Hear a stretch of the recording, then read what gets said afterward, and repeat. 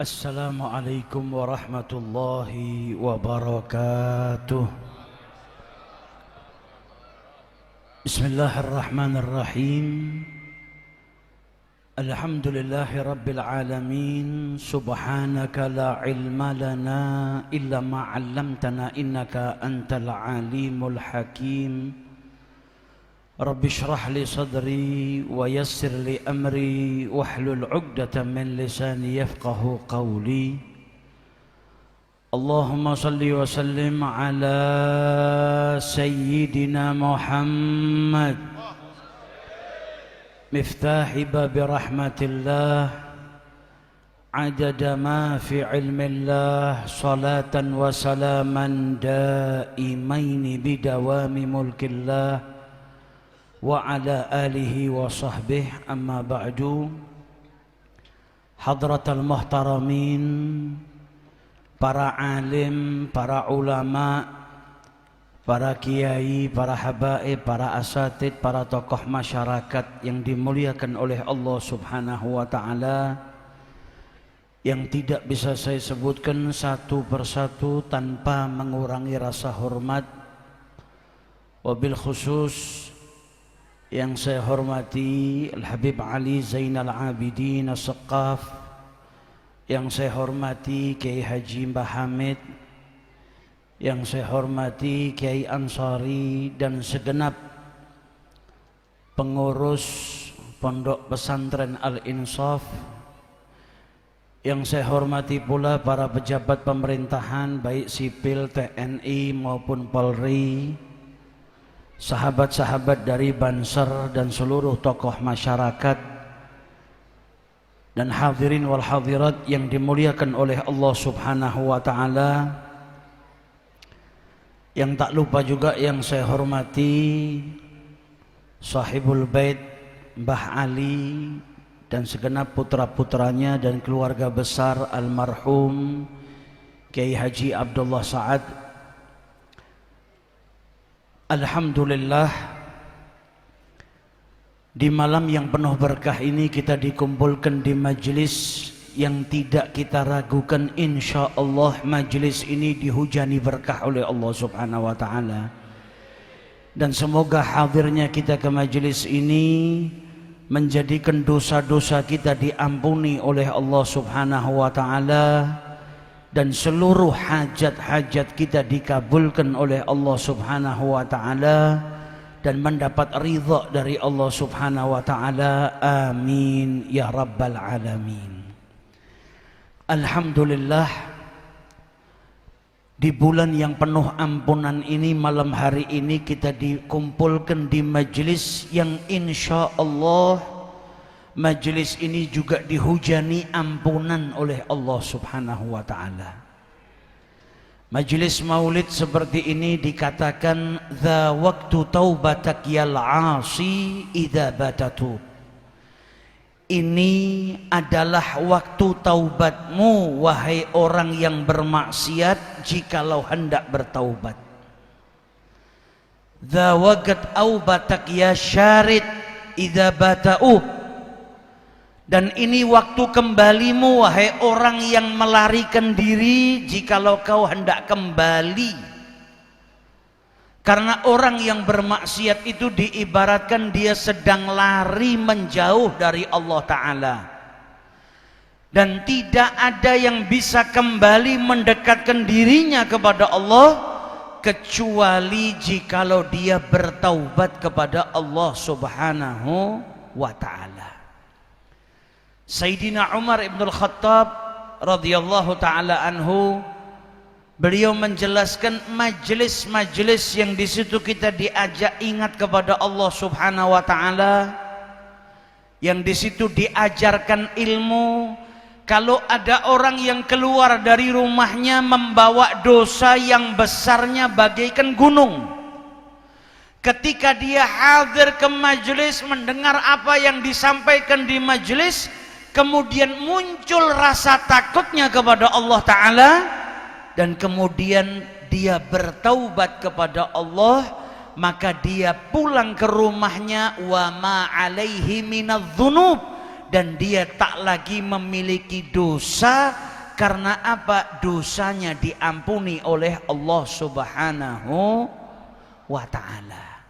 Makanya ada seorang ulama mengatakan majelis yang ngajak kita ingat kepada Allah, majelis yang di situ disebutkan orang-orang yang soleh, itu seperti sabun dan air. Kalau bahasa gampangnya zaman sekarang, majelis-majelis seperti itu seperti laundry. Ada airnya, ada sabunnya. Bagi orang yang hatinya keras, kotor, datang ke majelis tersebut, sabun tadi membersihkan hatinya. Bagi orang soleh yang hatinya hidup, yang dekat dengan Allah, bukan berarti dia hadir majelis gak dapat manfaat. Karena tanaman yang subur tambah diairi tambah subur. Di majelis tadi bukan hanya ada sabun yang membersihkan hati yang kotor, juga ada air, di mana hati yang hidup ketika hadir dia ibarat diairi, maka bertambah hidup hatinya. Maka kita harapkan pulang dari majelis ini hati kita semakin hidup, hati kita semakin terus ingat kepada Allah Subhanahu wa ta'ala dan taat kepada Allah Subhanahu wa ta'ala. Amin ya rabbal alamin. Dan di majelis ini kita diajak kembali untuk mengenal Nabi besar kita Muhammad sallallahu alaihi wasallam. Mulai dari tadi kita disibukkan sholawat, qasidah yang dibacakan, yang dipuji siapa? Nabi Muhammad. Kita dipersibukkan mulai dari tadi tentang Nabi Muhammad, Nabi Muhammad, Nabi Muhammad, agar apa? Bertambah cinta kita kepada beliau. Man nasiya as-salata alayya khati'a tariqal jannah, atau kama qala Rasulullah sallallahu alaihi wasallam. Man nasiya, kata Nabi Muhammad, siapa yang lupa, kata para ulama, lupa di sini tarakaha amdan, meninggalkan sholawat secara sengaja, au inda wujudi sabab, atau ketika adanya sebab yang mengharuskan dia bersolawat dia tinggalkan secara sengaja, khati'a tariqal jannah, maka sesungguhnya dia telah salah jalan menuju surganya Allah Ta'ala. Dan alhamdulillah mulai dari tadi kita sibuk bersolawat kepada Nabi Muhammad sallallahu alaihi wasallam. Dan di majelis ini tentunya kita diajak mengenal lebih jauh Nabi besar kita Muhammad sallallahu alaihi wasallam.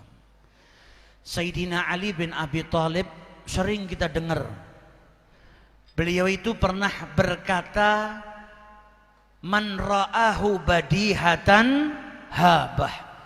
Orang yang pertama kali ngelihat ketemu sama Nabi Muhammad, maka orang tersebut kadang badannya gemetar saking apa? Berwibawanya Nabi Muhammad. Kalau pertama kali ketemu sama Nabi, Nabi ini indah dibungkus dengan wibawa, maka kadang orang itu gemetar saking apa? Wibawanya Nabi Muhammad. Gak usah Nabi, kita itu kadang ketemu orang soleh, ketemu kekasihnya Allah saja, kadang dari rumah sudah niat mau minta doa, sampai di depannya gak bisa ngomong saking apa? Wibawanya orang tersebut. Apalagi Nabi Muhammad.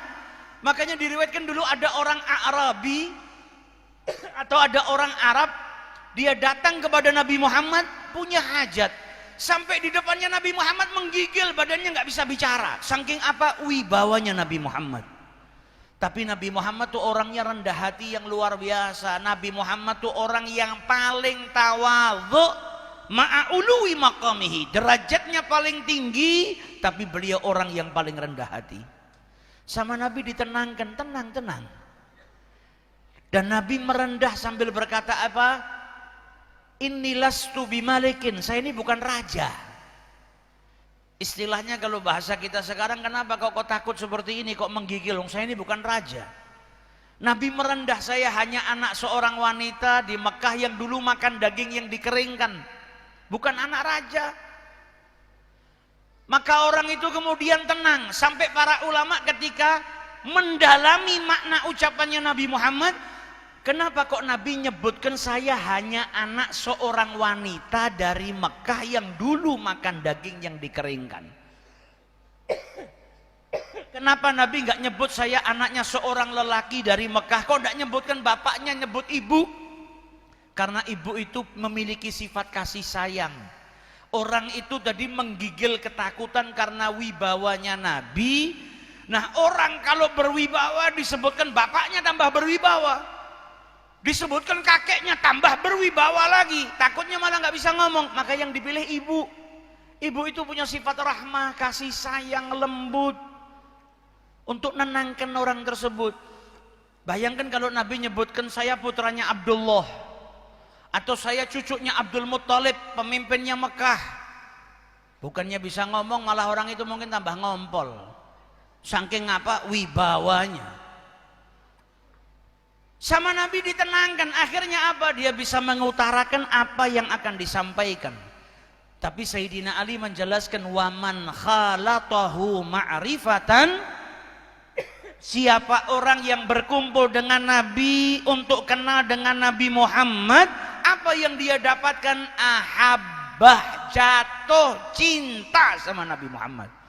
Kalau sudah kumpul kenal Nabi, nggak ada alasan untuk tidak cinta sama Nabi Muhammad.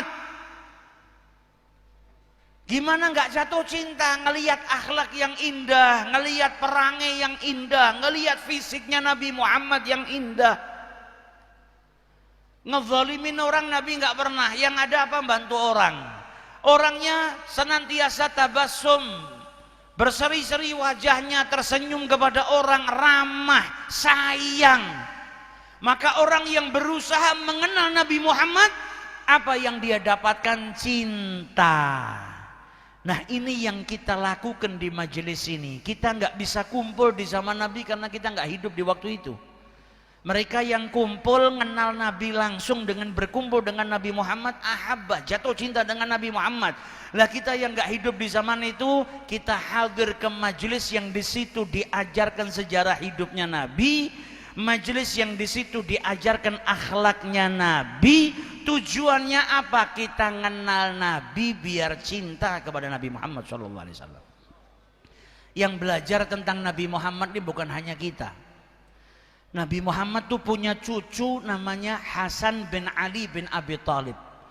Sayyidina Hasan bin Ali bin Abi Thalib, begitu juga dengan saudaranya Sayyidina Husain, pemimpinnya para pemuda di surganya Allah.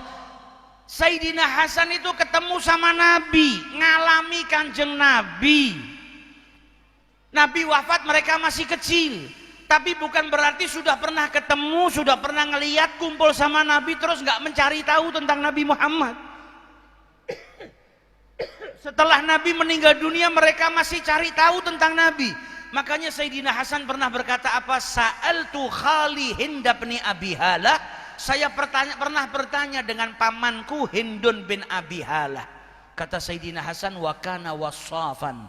Dan paman saya Hindun bin Abi Halah ini ahli dalam mensifati keindahannya Nabi Muhammad.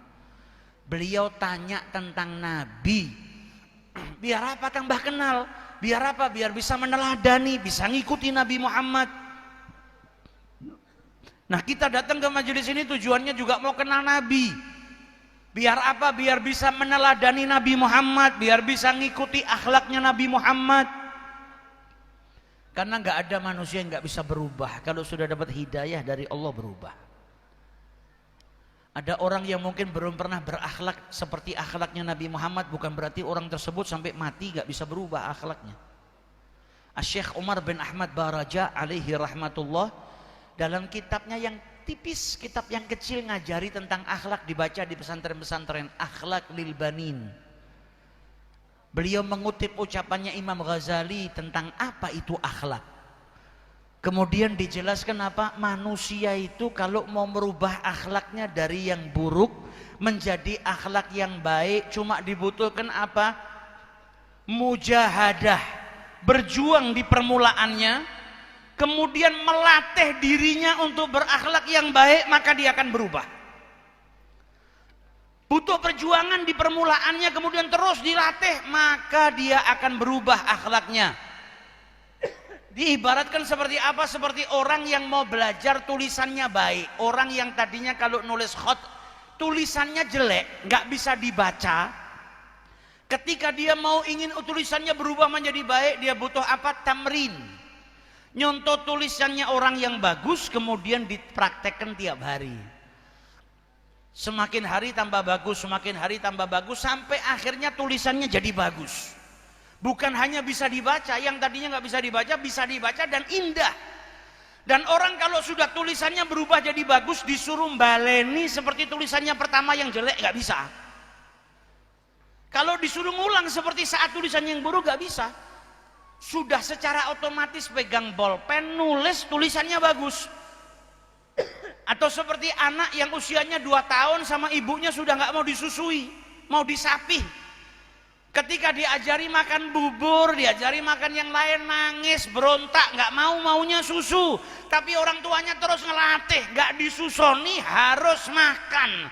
Ketika sudah terbiasa, lama-lama dia ngerasakan enaknya makan dan dia ninggalkan nyusunya. Bahkan anak yang sudah beralih dari susu ASI tadi ke orang tua, ke makanan, kalau disuruh balik nyusu lagi malah sudah nggak mau.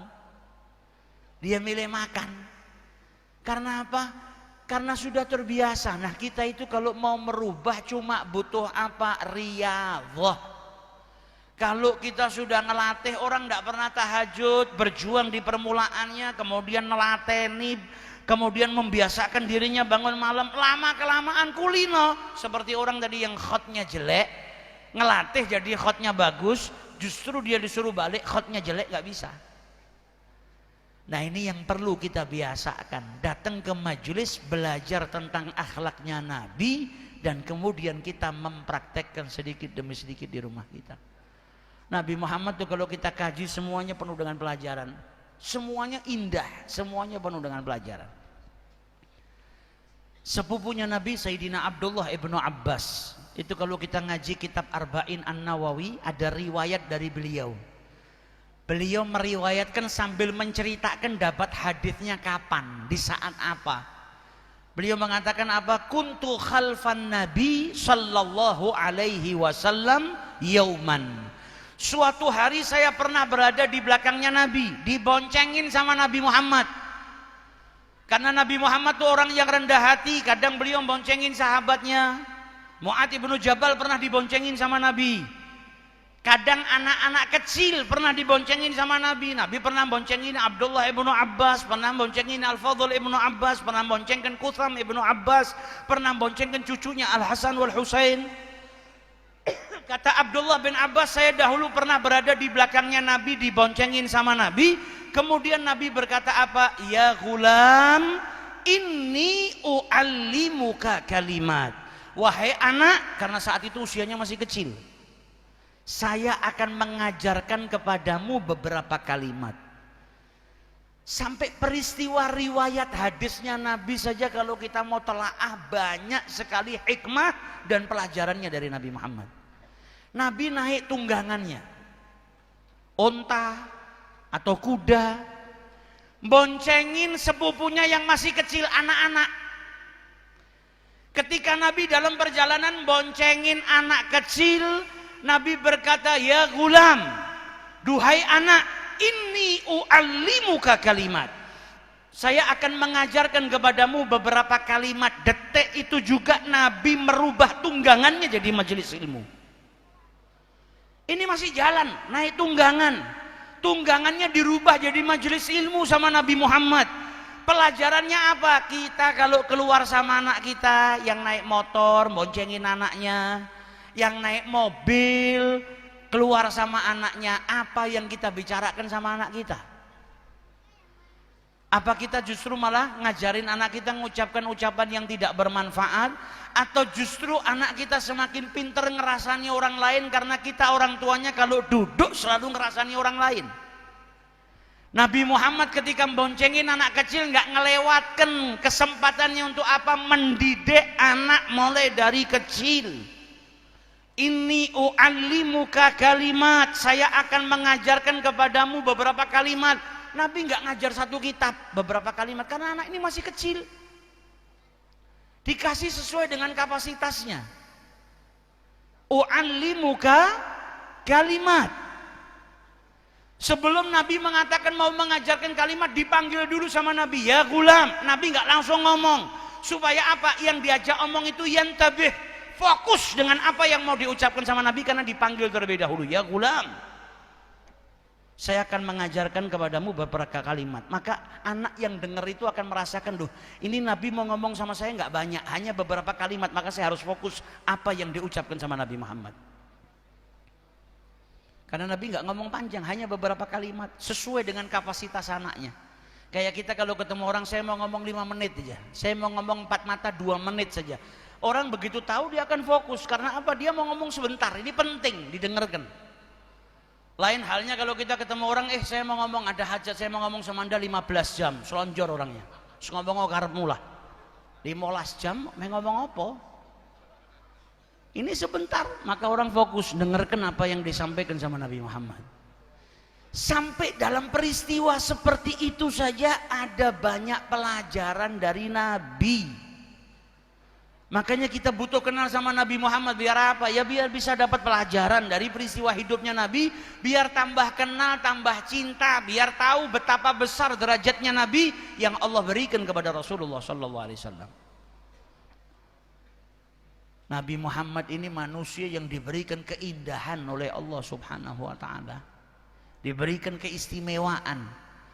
Makanya para sahabat, mereka yang kenal sama Nabi Muhammad, mereka sangat cinta kepada Rasulullah sallallahu alaihi wasallam. Sampai kita kalau baca bab tentang kebersihannya Nabi saja pelajarannya banyak. Nabi Muhammad itu orang yang paling bersih. Bukan hanya badannya, pakaiannya, rumahnya, majelisnya. Beliau dikatakan orang yang paling menjaga kebersihan. Kata Sayyidina Anas bin Malik dalam Sahihain, diriwayatkan apa? Anas bin Malik berkata, ma masistu dibaja, ma masistu hariran wala dibajan alyana min kaffi Rasulillah sallallahu alaihi wasallam. Saya enggak pernah nyentuh sutra yang lebih lembut dari telapak tangannya Nabi Muhammad. Artinya apa? Telapak tangannya Nabi lembut.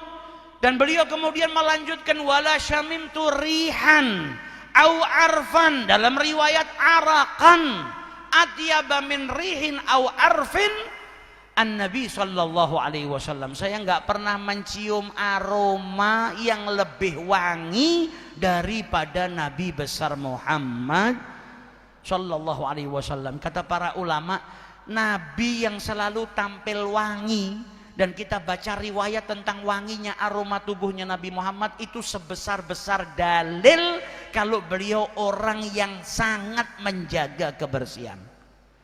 Ada sahabatnya Nabi namanya Abi Qirsafah. Abi Qirsafah ini bawa ibunya sama bibinya membaiat Nabi Muhammad. Setelah baiat Nabi, waraja'na min indihi munsarifin. Kata Abi Qirsafah, setelah kami baiat Nabi, kami pulang ninggalkan Nabi Muhammad. Qalat li ummi wa khalati, maka ibu saya dan bibi saya berkata kepada saya, kata Abi Qirsafah, ma ra'aina mithla hadzal rajul. Komentarnya orang yang pernah pertama kali berjumpa dengan Nabi. Kata ibunya Abi Qirsafah sama bibinya apa, saya nggak pernah ngelihat orang seperti Nabi Muhammad SAW. Saya nggak pernah ngelihat manusia seperti Nabi Muhammad. Wala ahsana minhu wajhan, dan saya nggak pernah ngelihat orang yang wajahnya lebih indah daripada Nabi Muhammad. Wala anqa thauban, dan saya nggak pernah ngelihat orang yang pakaiannya lebih bersih dari Nabi Muhammad. Wala alyana kalaman, dan saya nggak pernah berjumpa dengan orang yang ucapannya lebih lembut daripada Nabi Muhammad sallallahu alaihi wasallam. Ini kesan perjumpaan orang yang pertama kali ngelihat Nabi Muhammad, langsung mensifatkan bagaimana keindahannya Nabi. Seperti Ummu Ma'bad yang rumahnya disinggahin sama Nabi. Nabi pegang kambingnya, yang kemudian kambing yang tidak mengeluarkan air susu, kantong susunya dipegang sama Nabi, keluar air susunya deras. Sahabat minum semua, Nabi minum, Ummu Ma'bad dikasih, ditinggali buat suaminya Ummu Ma'bad. Mukjizatnya Nabi Muhammad, Nabi nyebut namanya Allah, kantong susunya dipegang, keluar air susunya. Kita jangan meraktekan ya. Ini mukjizatnya Nabi. Jangan pulang nyekel bismillah bismillah malah mandul. Nah, ini mukjizatnya Nabi Muhammad. Keluar air susunya deras. Ketika Rasulullah meninggalkan rumahnya Ummu Ma'bad, suaminya datang tanya, siapa ini, susu dari mana? Kesan pertamanya Ummu Ma'bad apa? Marra bina rajulun mubarak, tadi singgah di tempat kita, mampir lewat lelaki yang penuh dengan keberkahan, lelaki yang diberkahi. Kata Abu Ma'bad, siapa? Coba sifatkan kepada saya. Disifatkan sama Ummu Ma'bad. Orangnya seperti ini, wajahnya seperti ini, kulitnya seperti ini, sampai beliau katakan apa? Ajmalun nas min ba'id, orang yang paling indah kalau dilihat dari kejauhan. Wa ahsanuhu min qarib, dan lebih menawan lagi, lebih indah lagi kalau dilihat dari dekat. Jadi Nabi Muhammad itu dari jauh indah, dari dekat indah, lebih indah lagi. Abdullah bin Salam ketika ngelihat Nabi Muhammad masuk ke kota Madinah, umat Islam nyambut Nabi, dia masih Yahudi, mau cari tahu tentang Nabi Muhammad itu seperti apa. Sudah dengar dia tentang Nabi Muhammad, ikut keluar bersama orang Ansor nyambut Nabi Muhammad, tapi dia tujuannya pengen tahu seperti apa sih Muhammad bin Abdullah. Ketika ngelihat Nabi pertama kali, apa kata Abdullah ibnu Salam setelah ngamati wajahnya Nabi Muhammad? Wa alimtu anna wajhahu laisa biwajhin kadzab. Baru ketemu.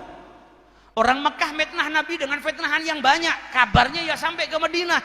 Tapi Ibnu Salam ketika ngelihat Nabi Muhammad, saya tahu kalau di wajah orang ini nggak ada tanda-tandanya berdusta. Ngelihat Nabi langsung yakin nggak ada tanda-tanda pendusta di wajahnya orang ini. Karena apa? Keindahan yang Allah berikan, bukan hanya indah fisik saja, zahiran wa batinan yang Allah berikan kepada Nabi Muhammad. Jadi yang ngelihat Nabi itu komentarnya luar biasa. Ngelihat Nabi langsung yakin nggak ada tanda-tanda berdusta. Kalau kita, ya Allah, kita ini tonggoan sama orang kadang sudah 15 tahun tonggo, kita orang tahu percaya karo awake dhewe. Minjem apa ndak ada, lah paling ora dibayar. Wajah kita ndak meyakinkan. Nabi dilihat sama orang apa? Dari kejauhan indah, dari dekat tambah indah. Kita dari kejauhan sudah tahu ruwet ki wonge. Orang ngelihat kita dari jauh tahu ruwet. Begitu nyedak nyilih 100 tenan to ruwet to. Ben ketemu ngutang. Nabi Muhammad indah semuanya. Ini yang kita butuh kenal tentang Nabi Muhammad. Bagaimana tawadhu'nya Nabi, bagaimana rahmahnya Nabi, bagaimana keindahan akhlaknya Nabi Muhammad, dijamin. Kalau kita tahu, kita kenal, pasti kita akan jatuh cinta dengan Nabi Muhammad SAW. Karena apa? Keindahan yang ada pada Nabi besar kita Muhammad SAW. Semoga majelis ini jadikan kita tambah kenal dengan Nabi Muhammad SAW. Kalau ada majelis yang di situ diajarkan tentang Nabi Muhammad, datang. Tujuannya apa? Supaya kenal dengan Nabi, supaya bisa masuk dalam kategori waman khalatahu ma'rifatan ahabbah. Dan semoga malam hari ini kita dijadikan orang-orang yang tambah cinta kepada Allah dan Rasulnya, tambah bertakwa kepada Allah, tambah taat kepada Allah. Kita doakan pondok pesantren Al-Insaf insya Allah mencetak para santri-santri yang cinta kepada Nabi Muhammad, yang taat kepada Allah Ta'ala, dan kemudian mengajak masyarakatnya untuk taat kepada Allah, mengajak orang untuk kenal dan cinta kepada Nabi besar Muhammad SAW. Dan kita doakan para ulama-ulama kita, para kiai-kiai kita dipanjangkan usianya oleh Allah Subhanahu Wa Ta'ala, diberkahi usianya, diberikan kesehatan walafiat. Para pengurus yayasan pondok pesantren ini semoga senantiasa terus diberikan keistiqomahan oleh Allah Subhanahu Wa Ta'ala untuk melanjutkan perjuangannya Nabi besar Muhammad Sallallahu Alaihi Wasallam dalam menyebarkan ilmu. Dan semoga kita yang hadir semuanya dapat berkah dari majelis ini, pulang ke rumah diberikan cahaya oleh Allah Ta'ala di hati kita, di rumah kita, di keluarga kita. Dan semoga kelak di akhir usia kita dalam keadaan husnul khatimah, dalam keadaan diridhoi oleh Allah dan Rasulnya, diridhoi oleh kedua orang tua kita, diridhoi oleh guru-guru kita, dibangkitkan di barisannya Nabi Muhammad, dimasukkan ke dalam surga bersama dengan Nabi Muhammad. Amin ya rabbal alamin. Wa sallallahu ala sayyidina Muhammadin wa ala alihi wa sahbihi wa sallam. Walhamdulillahi rabbil alamin. Thumma assalamu alaikum warahmatullahi wabarakatuh.